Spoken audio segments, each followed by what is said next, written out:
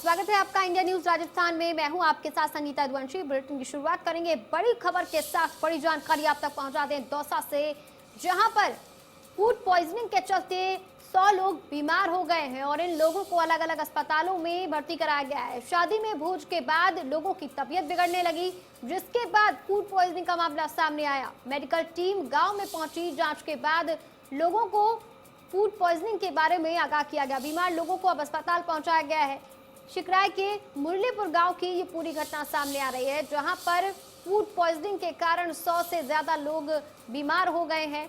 और इसके साथ ही आपको ये भी बता दें कि इसका कारण ये रहा कि शादी में भोज के बाद लोगों की तबीयत बिगड़ने लगी और इसके बाद से तबीयत बिगड़ने के बाद मेडिकल टीम वहां पहुंची और जांच में फूड पॉइजनिंग सामने आया, जिसके बाद अब बीमार लोगों को अस्पताल में भर्ती कराया गया है। और ये पूरा मामला सिकराय के मुरलीपुर गांव का बताया जा रहा है, जहां पर फूड पॉइजनिंग के कारण 100 लोग से ज्यादा बीमार पड़ गए हैं। और इसके साथ ही आपको ये भी बता दें कि शादी समारोह में गए थे और भोज के बाद इन सभी लोगों में फूड पॉइजनिंग के लक्षण दिखाई दिए। जब 100 लोग एक साथ बीमार पड़े तो वहां पर स्वास्थ्य विभाग की टीम पहुंची और इसके बाद जांच में पता चला कि पूरा मामला फूड पॉइजनिंग का है। अब सभी बीमारों को अलग अलग अस्पताल में भर्ती कराया गया है।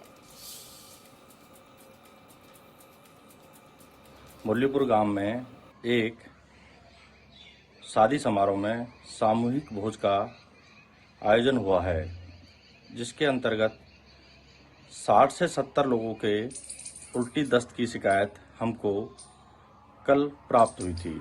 उसके बाद हमारी मेडिकल टीम मुरलीपुर गांव पहुंची, सभी को मौके पर ही ट्रीटमेंट दिया, कुछ को पीएससी मानपुर पर इलाज करा और उसके बाद में अभी स्थिति कंट्रोल में है।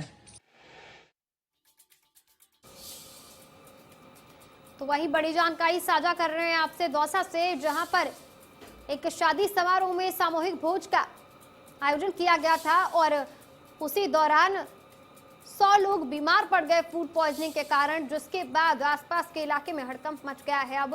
और स्वास्थ्य विभाग की टीम जब मौके पर पहुंची तब जांच में पता चला कि इन सभी लोगों को फूड पॉइजनिंग की शिकायत है और इसके बाद से इन सभी बीमारों को अलग अलग अस्पतालों में अब भर्ती कराया जा रहा है।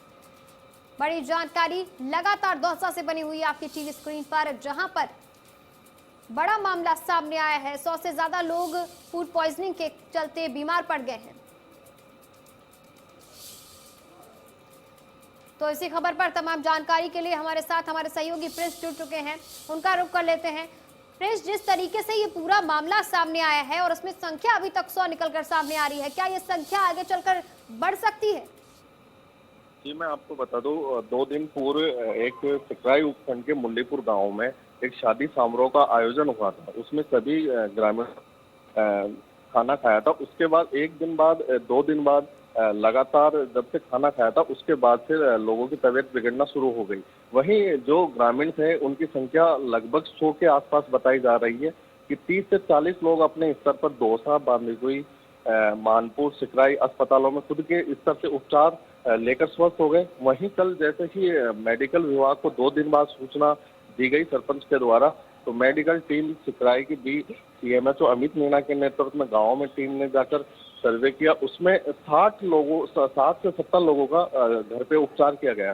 तो इसमें संगीता, मैं आपको बता दूं, कहीं ना कहीं प्रशासन की कमी रही है कि सरकार ने 50 व्यक्तियों को शादी में की छूट दे रखी है। उसके बाद भी बड़े स्तर पर ग्रामीण क्षेत्रों में भीड़ उमड़ रही है।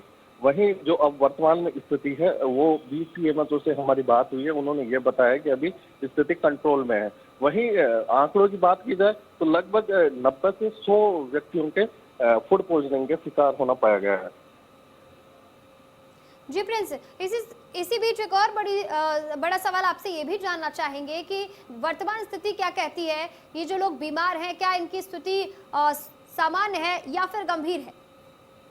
जी, मैं आपको बता दूं, जैसे ही लोगों ने खाना खाया उसके बाद धीरे धीरे संख्या बढ़ती गई, तो अचानक से गांव में एक हड़कंप सा मच गया। उसके बाद 30 से 40 लोगों ने अपने स्तर पर जाकर चिकित्सालयों में इलाज करवाया।